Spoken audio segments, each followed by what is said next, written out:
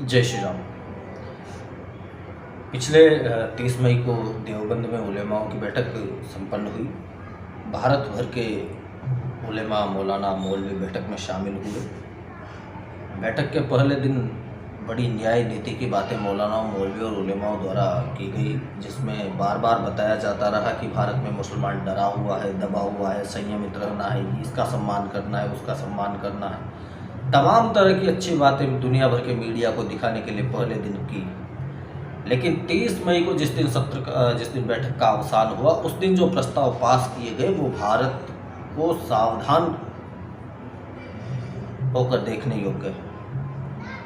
एक बड़े खतरे की ओर इशारा करने वाले कि किस तरह ये मौलाना, मौलवी, उलेमा, देवबंद जैसे संगठन भारत को शरीयत और कुरान के हिसाब से संविधान देकर उस आधार पर चलाना चाहते हैं। किस प्रकार मुसलमानों को भड़काकर ये जगह जगह माहौल ख़राब करना चाहते हैं। किस प्रकार मुस्लिम युवाओं के मन में कट्टरपंथी विचारधारा को कूट कूट कर भरना चाहते हैं ये देवबंद के मौलाना। देवबंद के मौलाना जो एक तरफ बात करते हैं कि भारत संविधान पर आधारित होना चाहिए, भारत की व्यवस्थाएं संविधान पर चलनी चाहिए, लेकिन दूसरी ओर देवबंद के मौलानाओं द्वारा जो प्रस्ताव लिए गए और जिन प्रस्तावों को पास किया गया वो एक तरीके से संविधान को, समाज को, सरकार को और इस पूरे संघीय ढांचे को, न्यायपालिका, कार्यपालिका, विधायिका को चुनौती देने वाले फैसले हैं।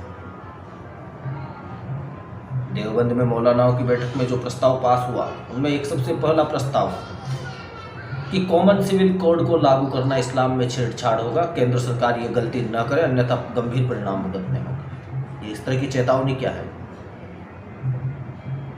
देश भर के कोने कोने से 1000, 2000, 4000 मौलाना इकट्ठे होकर केंद्र सरकार को चुनौती दे रहे हैं। भारत की जो संवैधानिक व्यवस्था है उसको चुनौती दे रहे हैं कि कॉमन सिविल कोड लागू करना।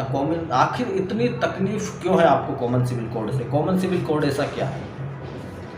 जबकि बहुत ही एक ये मान लीजिए कि आदर्श कानून जो संविधान के आर्टिकल 49 में भी जिसका उल्लेख है, आई थिंक संविधान के आर्टिकल 49 में जिसका उल्लेख है, आर्टिकल 44 में, सॉरी माफ़ी चाहता हूँ, संविधान के आर्टिकल 44 में नीति निर्देशक तत्व के तौर पर जिसका उल्लेख है वो है कॉमन सिविल कोड। और इस कॉमन सिविल कोड में सीधा सीधा प्रावधान है कि जमीन, जायदाद, शादी, विवाह, तलाक, इनके कानून एक समान होंगे। किसी भी व्यक्ति के साथ धर्म, जाति, मजहब के आधार पर कोई भेदभाव नहीं किया जाएगा। कॉमन सिविल कोड लागू हो जाता है तो मनमानी से तलाक देना, मौलवियों, मौलानाओं के माध्यम से तलाक देना, जायदाद में हिस्सा न देना, उल्टे सीधे जितने भी काम हैं, जितने भी इनके अय्याशी के तौर तरीके हैं मौलानाओं के, सारे रास्ते बंद हो जाएंगे। तो इस कानून को, इन रास्तों को बचाने के लिए, करने के लिए किस चीज़ का हवाला दे रहे हैं? इस्लाम का हवाला दे रहे हैं कि ये इस्लाम के साथ छेड़छाड़ होगी। कॉमन सिविल कोड में कुछ और थोड़े, कॉमन सिविल कोड सिर्फ इतना सा है कि जितने भी पर्सनल लॉ बोर्ड बने हुए हैं वो सारे समाप्त हो जाएंगे। एक देश एक संविधान। लेकिन मौलानाओं ने इस एक देश एक संविधान की नीति को इस्लाम विरोधी बताते हुए केंद्र सरकार को गंभीर चुनौती दी। साथ ही दूसरा जो प्रस्ताव लिया गया उसमें मौलानाओं ने कहा कि यदि मुस्लिम पर्सनल लॉ बोर्ड के साथ छेड़छाड़ करती है तो ये गंभीर इसके परिणाम होंगे। और मुस्लिम पर्सनल लॉ बोर्ड शरीयत एवं कुरान के हिसाब से बनना चाहिए। मौलाना कहते हैं कि इस मुस्लिम पर्सनल लॉ बोर्ड को ख़त्म न किया जाए और इसके जो नियम कानून है वो शरीयत और कुरान के हिसाब से। जब भी कोई प्रश्न उठाया जाता है तो संविधान, पानी पी पी कर संविधान की दुहाइयाँ देने वाले लोग, बार बार ये कहने वाले लोग कि ये देश किसी की आस्था पर नहीं चलेगा, ये देश संविधान से चलेगा, अब वही लोग इस देश को चलाने के लिए शरीयत और कुरान मांग रहे हैं। एक तरह से देश को इस्लामिक राष्ट्र बनाने की एक कोशिश, गजवाए हिंद का एजेंडा देवबंद की बैठकों में देखने को मिला। ये वही देवबंद है जिसका सिमी के साथ संबंध सामने आया, जिसका कई आतंकवादी संगठनों के साथ संबंध रह रहकर सामने आता रहता है। उसी देवबंद में जब 30 तारीख को ऐसे प्रस्ताव लिए गए तो उन प्रस्तावों में अदालतों पर भी गहरी टिप्पणी कर दी गई। अब देखना ये होगा कि माननीय न्यायालय इसको किस तरीके से लेता है। देवबंद में मौलाना ने कहा कि निचली अदालतों के निर्णय विभाजनकारी ताकतों को बढ़ावा देते हैं। इसका अर्थ क्या है? न्यायपालिका पर भरोसा नहीं है। न्यायपालिका जिस प्रकार निष्पक्ष निर्णय देती है, पूरे देश में सबसे अच्छे और जिसके सबसे बढ़िया जो निर्णय देती है वो भारतीय न्यायपालिका है।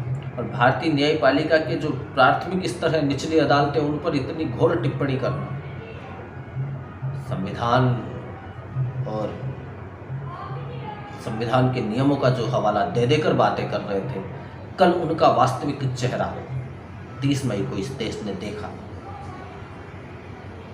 कि किस तरह शरीयत, कुरान और बाकी मजहबी नारों के सहारे इस देश को धमकाने की कोशिश देवबंद से हुई। कल तक खुद को मजलूम बताने वाले, बेचारा बताने वाले, डरा हुआ बताने वाले अब देश को डराने पर तुल रहे हैं। बड़ा दुर्भाग्यपूर्ण ये पूरा वाकया रहा। और जिस तरीके से देवबंद में उलेमाओं ने जो जहर उगला, मैं उत्तर प्रदेश के माननीय मुख्यमंत्री से आग्रह करूंगा कि जिन जिन मौलानाओं ने उत्तर प्रदेश की पवित्र धरती पर आकर भारत के संघीय ढांचे के खिलाफ, भारत की संवैधानिक व्यवस्था और भारत की न्यायपालिका के खिलाफ जहर उगला, उन सभी को गिरफ्तार करना चाहिए। ये ऐसे लोग जो मजहब के नाम पर मुसलमानों को भी भटकाते हैं, पहले दिन दुनिया भर के मीडिया को दिखाने के लिए तमाम तरह की अच्छी बातें की और आखिरी दिन अपने ही धर्म के युवाओं के मन में कट्टरपंथी विचारधारा भरने के लिए एक मौलाना मदनी ने तो यहाँ तक कहा कि जिससे हमारा रहन सहन पसंद नहीं हो, हमारे आचार विचार व्यवहार पसंद नहीं हो, रहने का तरीका पसंद नहीं हो, वो देश छोड़ जाएंगे। किस तरह की बात कर रहे हैं मौलाना? आखिर चाहते क्या है मौलाना? ये बात कर क्या बताना चाहते हैं? मौलाना साहब, पजामा जितना बड़ा हो उतना ही लंबा भाषण देना चाहिए।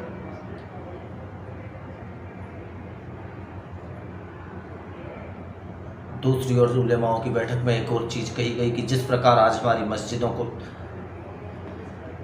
जांच करवा कर वापस लिया जा रहा है, तो हम सभी मुसलमानों को इसके खिलाफ खड़ा होना चाहिए। अरे हम ले रहे हैं क्या?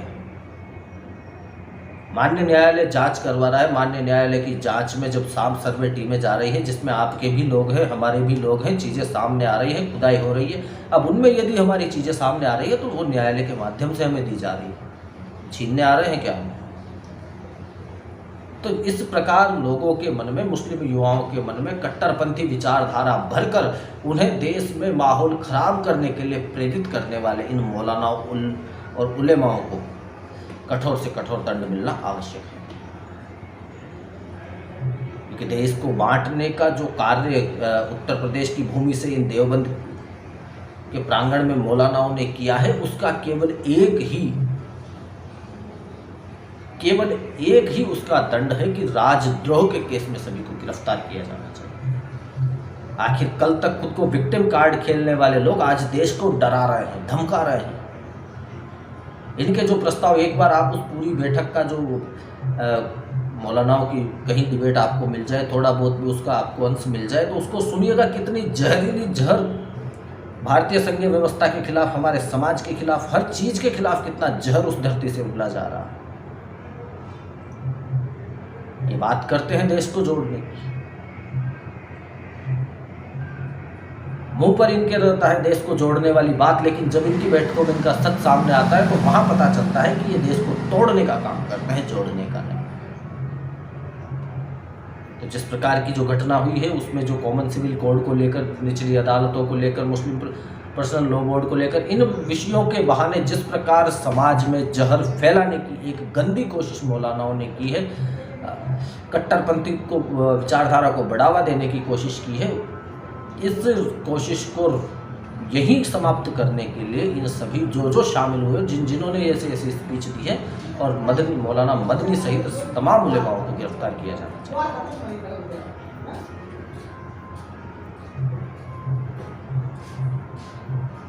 क्योंकि ये वो लोग हैं जो समाज में जहर घोलने का काम करते हैं। और ये देवबंद भी कोई दूध का धुला संगठन या दूध का धुली हुई संस्था नहीं है। ये वही संस्था है जिसका इस्लामिक स्टूडेंट सिमी, जो इस्लामिक स्टूडेंट मूवमेंट जो थी, जो आतंकवादी संगठनों की सूची में लिस्टेड है, उस सिमी के साथ जिसके ताल्लुकात मिले, घाटी के तमाम अलगाववादी नेताओं के जिसके साथ ताल्लुकात मिलते हैं, अलग अलग जगहों पर, अलग अलग संस्थानों में, अलग अलग देशों में कोई भी आतंकवादी घटना होती है तो उसका कहीं ना कहीं लिंक मिलता है देवबंद से। और वही देवबंद आज उत्तर प्रदेश की भूमि में खड़ा होकर भारत को धमका रहा है। इन देवबंदी मौलानाओं पर कठोर से कठोर कार्रवाई होकर इनको राजद्रोह के आरोप में गिरफ्तार करना चाहिए। इसी के साथ मैं आप सभी से भी अपील करता हूँ कि आप सब उत्तर प्रदेश के माननीय मुख्यमंत्री जी के नाम पत्र लिखें कि 30 मई को जो जहरीली बयानबाजी उत्तर प्रदेश की धरा पर की गई, उस बयानबाजी के जो भी करता धरता है उन सभी को सख्त से सख्त कार्रवाई करते हुए कठोर दंड दिया जाए। इसी के साथ आज की चर्चा को समाप्त करते हैं। जय श्री राम, वंदे मातरम।